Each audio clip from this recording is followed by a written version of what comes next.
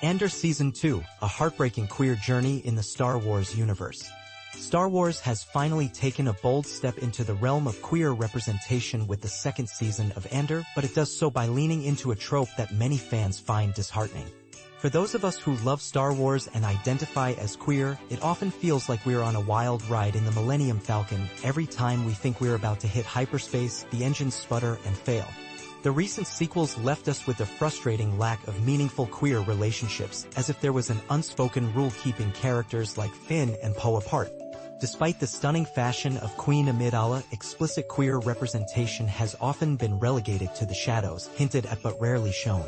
However, things have started to shift in recent years. We've seen more queer characters in the Dr. Aphra comics and the High Republic novels, and the first season of Andor introduced us to a beautifully complex relationship between rebel fighters Vel, Sartha and Cinta.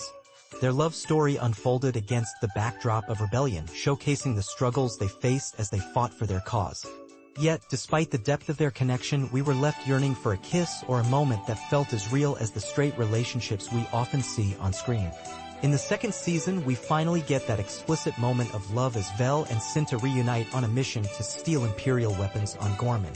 After a long separation, Cinta opens up about her past mistakes, allowing herself to be vulnerable for the first time. Their love is rekindled, but just as they find joy in each other, tragedy strikes. In a chaotic moment during the heist, Cinta is shot and killed, leaving Vel and us heartbroken.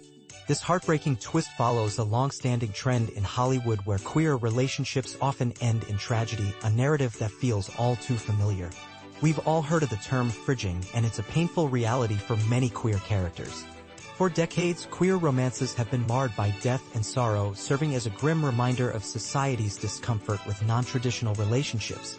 The sequence of events in Andor Season 2 mirrors this tired trope. A couple breaks apart, finds brief happiness, only to be torn apart by violence. Cinta's fate echoes the tragic endings of characters like Tara from Buffy the Vampire Slayer, making her just another casualty in a long line of queer characters who meet untimely ends.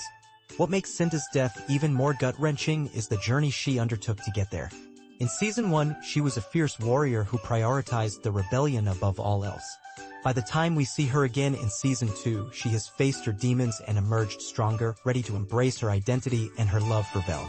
But in a moment of chaos during the heist, a young rebel's reckless actions lead to her death, leaving Vel to grapple with the loss of her partner and the dreams they shared. As much as I adore Andor, its artistry, its storytelling, its attention to detail, I can't ignore the pain of Cinta's death. As a queer fan, I wish for a world where we can celebrate love without the shadow of tragedy looming over it.